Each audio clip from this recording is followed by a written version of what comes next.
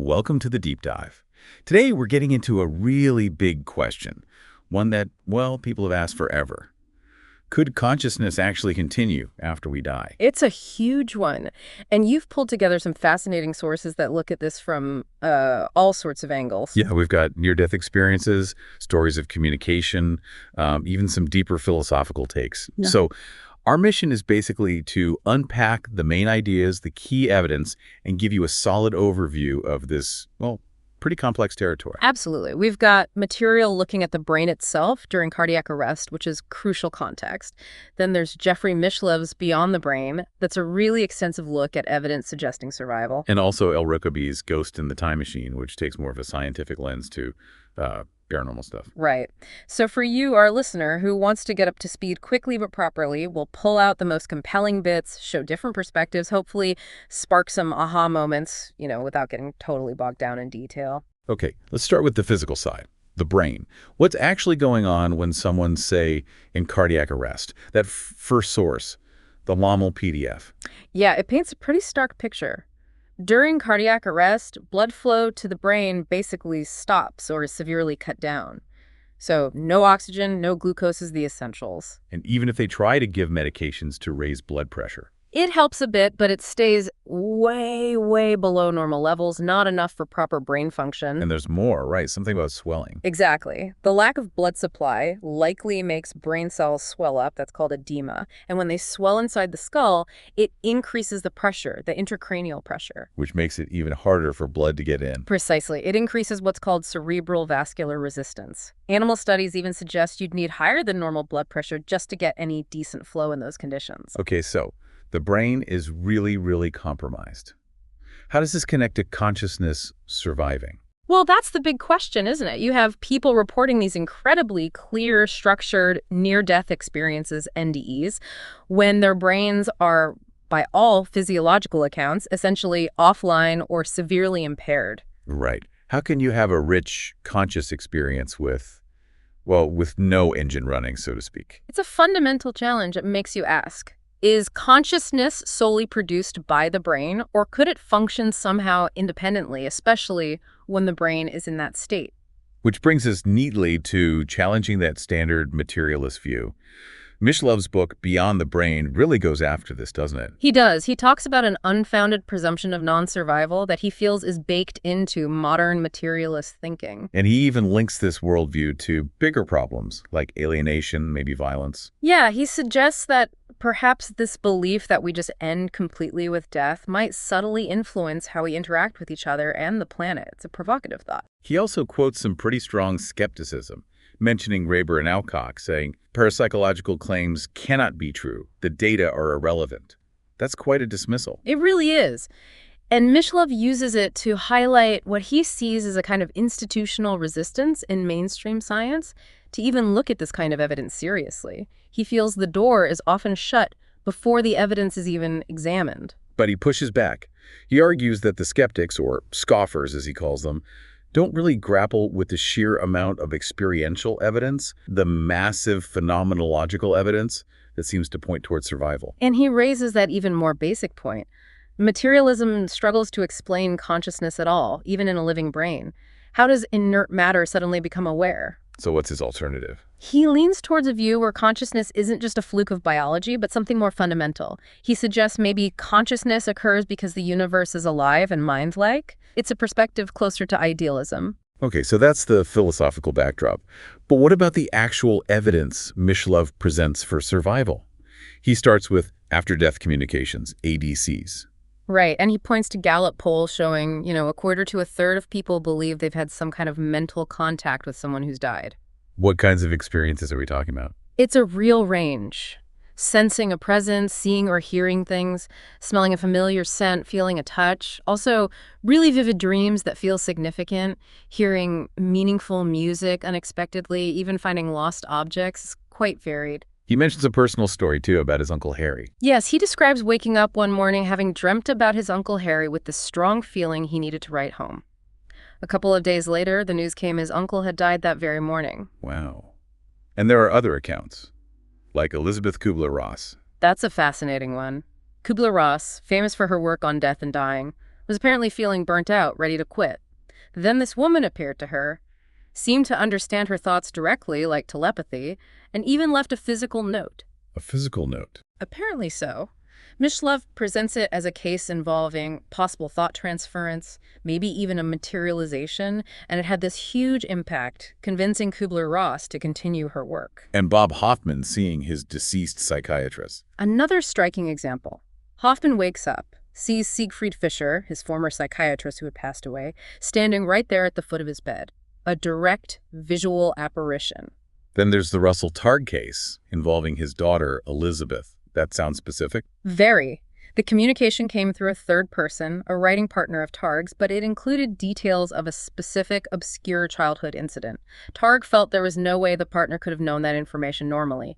That specificity is key, evidentially. Mishlove also discusses reincarnation, bringing up Ian Stevenson's work. Yes, Stevenson famously researched cases, often involving young children, who had birthmarks or defects that seemed to correspond precisely to wounds, often fatal wounds, on a deceased person they claimed to remember being. That's quite specific, linking physical marks to memories. It is. Stevenson documented hundreds of these cases meticulously.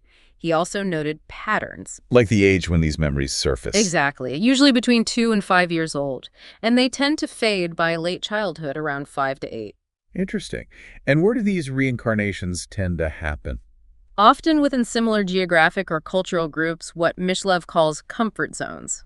Also, the kids usually talk about the past life in the first person, saying, I did this, referring to the previous personality, suggests continuity. Okay, what about near-death experiences? NDEs, they're probably the most well-known phenomena in this area. Definitely. Mishlove highlights cases of unexpected medical recoveries linked to NDEs, people seemingly bouncing back from conditions doctors thought were irreversible. Which raises questions about what's really going on there. Absolutely. And he talks about peak Darien experiences. Peak Darien, what's that? It's when someone having an NDE or on their deathbed sees or gets a message from someone they don't know has recently died. Ah, so they get news of a death from the person themselves, essentially. Kind of, yes. The example given is a man having an NDE who sees a nurse named Anita who had died. He didn't know she was dead. She apparently told him she'd wrecked her parents' car. Later, that specific detail was confirmed as true, but unknown to anyone at the hospital at the time. That's quite specific again. Yeah. Okay, then he moves into mediumship and possession. These are maybe more controversial areas. They certainly are. Mishlove includes them as part of the spectrum of phenomena suggesting consciousness might operate outside the body. He mentions trance mediumship, where someone seems to channel another personality. Like the Watseka Wonder. Yes, Lawrence E. Venom, who seemed to take on the personality and memories of Mary Roth, a girl who had died years earlier. And another case, Shiva, who apparently maintained the personality of Sumitra for 13 years after Sumitra died. And related to this is xenoglossy, speaking languages you haven't learned. Exactly. The ability to speak or sometimes just understand a language, often in archaic form, that the person has seemingly never been exposed to. Mishlove sees this as possible evidence for reincarnation, maybe accessing a past life language, or for possession. Is there a strong example of that? He details the Jensen-Jacobi case. A woman under hypnosis started speaking fluent 17th century Swedish, claiming to be a Swedish farmer from that era. Linguists confirmed the language was genuinely archaic, and investigations, even lie detector tests on the family, found no evidence she'd ever learned Swedish. That's pretty hard to explain through normal means. What about cross-correspondences? That sounds complex. It really is. This involved attempts by deceased members of the Society for Psychical Research, like Myers and Gurney, to prove their survival by sending fragmented messages through different mediums, like Mrs. Holland and Mrs. Verall, who were often unaware of each other. So the messages only made sense when pieced together. Precisely. They involved obscure literary references, anagrams, details about unpublished work, things the individual mediums wouldn't know. The sheer complexity and coordination required were meant to rule out telepathy between the mediums or simple fraud. Okay, and finally, Mishlove mentions physical phenomena. Yes, a range of things. The R-101 airship case, where a medium seemingly relayed pre-disaster details from a pilot involved, convincing an atheist investigator. Wow. The Brazilian medium Chico Xavier, who allegedly channeled a message from a deceased man, providing an alibi that cleared his friend in a shooting. Incredible if true. There's also the long-term mediumship of George Chapman, supposedly channeling a deceased surgeon William Lang for decades. A chess game played via medium between the living Victor Korknoy and the deceased Geza Marussi. A chess game? Seriously? Apparently so. Also, physical effects reported in seances, like with T.G. Hamilton bells ringing, teleplasm photography, and the Skoll group experiments, claiming to produce images on sealed film in total darkness. It's a wide net of reported phenomena. So after laying all that out, Mishlove does address the main counter-argument from within parapsychology, right? The living agent psi idea. He does. It's the hypothesis that maybe all this isn't survival, but just the unconscious psychic abilities, ESP or psychokinesis of the living people involved, like a medium unintentionally pulling information telepathically or someone unconsciously causing a physical effect. So it's still psi, but from the living, not the dead. Exactly. It's the main alternative explanation for those who accept psi exists but are skeptical of survival. But Mishlove argues it doesn't fully account for everything, especially the highly specific information unknown to anyone living, or the profoundly transformative nature of some encounters, which seem qualitatively different. Okay, let's switch gears to the other main source, Ghost in the Time Machine by L. Rigby. He starts with Scrooge. Yeah, it's a great hook. Scrooge blaming the ghost on an undigested bit of beef. It perfectly captures that immediate, skeptical, almost dismissive reaction that often greets claims of the paranormal. But Rigby contrasts that with polls showing lots of people do believe. Right. He points out that belief in ghosts, or having experiences people interpret that way, is actually pretty common. So, while science might be skeptical, the phenomena are widely reported. He suggests using a legal standard, reasonable doubt. Yeah, he argues that demanding absolute 100% proof is unrealistic for almost anything, science included. Instead, he proposes we look at the evidence like a court does. Is there enough compelling evidence to convince a reasonable person, beyond a reasonable doubt, even if other, less likely explanations technically exist? Makes sense. What's a key case he uses? Harry Martindale and the Roman soldiers in York. Sounds memorable. It's a classic. Martindale, a plumber working in the cellar of the treasurer's house in York, sees this troop of Roman soldiers march through. What makes it significant is his description. How so? He described their uniforms, their sandals, and crucially, their round shields.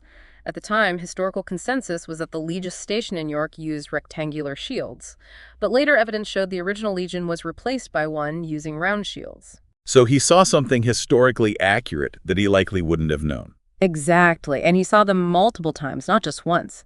The detail seems to suggest information coming from the apparition itself, not just his imagination. And the Cheltenham haunting, what does that add? The sheer number of witnesses. At least 18 different people reported seeing the same figure, a woman in specific attire in the same house over about 7 years. 18 people seeing the same thing. Over years, Rigby argues this makes simple hallucination or misidentification much less plausible. How could so many people have the exact same hallucination independently over such a long time? Good point. Rigby also gets into time perception. How does that relate? He looks at how our sense of time can drastically change in altered states. Like Albert Heim's famous account of falling off a mountain time slowed down so much he could calmly review his situation before impact. And that connects to NDEs. Yes, specifically the panoramic life review. People like PMH Atwater describe reliving their entire lives, sometimes in immense detail, in what feels like an instant. It suggests time isn't experienced linearly in those states. He brings up Carl Sagan again regarding reincarnation. Yeah, interestingly, he notes that even Sagan, a staunch materialist, felt that Ian Stevenson's research on reincarnation, especially the birthmark cases, was serious enough to warrant proper scientific study. He wasn't dismissing it out of hand. And premonitions, dreams of the future. Rigby includes those too. The story of Ada Hyatt dreaming of her fiancé, Captain Bowyer Bower's death before it happened. And the Aberfan disaster is a big one. Numerous people, including children in the village, reported dreams and premonitions of the landslide. Collective precognition, perhaps? All this bending of time leads to the idea of timelessness. Right. Many NDE reports mention this sense of being outside of time, or time having no meaning. Rigby uses this to question our standard model of linear time. And this is where he gets into physics, Einstein, quantum mechanics. He does. He touches on how relativity links space and time, and how quantum entanglement shows connections that defy classical space-time separation, spooky action at a distance, as Einstein called it. So maybe our understanding of time itself is incomplete. That's the suggestion. He even mentions recent physics experiments hinting that time might not be fundamental, but could emerge from quantum entanglement. It opens the door to thinking about consciousness differently. Like the cloud consciousness idea. Yeah, it's a metaphor. Could consciousness exist distributed, maybe non-locally, not just confined to the individual brain, like data exists in the cloud rather than just on one device? It's speculative, but prompted by these unusual experiences. Finally, Rookaby circles back to evidence and witnesses. Yes, he stresses that many accounts come from credible people, doctors, scientists, or ordinary folk with no reason to lie. But he's also realistic about memory being fallible. So how do we weigh the evidence? He emphasizes corroboration, multiple independent reports pointing to the same thing, and statistical analysis. If you see consistent patterns across hundreds or thousands of NDEs or ADCs worldwide, that's harder to dismiss than isolated anecdotes. And his conclusion about consciousness. He suggests that materialism struggles to explain all this. Perhaps consciousness isn't just a sense produced by the brain, but something more fundamental, a feature of reality that the brain interacts with but doesn't solely create. Okay, so wrapping this deep dive up, we've covered a lot. From the brain literally shutting down during cardiac arrest. To these really detailed accounts of after-death communications, kids remembering past lives with verifiable details, near-death experiences that seem medically impossible. And phenomena that seem to bend our understanding of time and space itself. The sources definitely offer a rich and sometimes challenging picture. They really do. It forces you to confront the edges of what we think we know about consciousness and reality. Which leads, I guess, to a final thought for you, our listener, to chew on. If consciousness, as we usually understand it, is tied so tightly to a functioning brain, how do we account for this wealth of experiences that seem to happen precisely when the brain isn't functioning normally or is even clinically dead? What does that imply? If these accounts are pointing towards something real, what does it tell us about the true nature of consciousness? Is it bigger than the brain? Is it woven into the fabric of the universe somehow? It's a profound puzzle. The evidence presented here from all these different angles certainly suggests the question is far from settled, and the exploration definitely continues.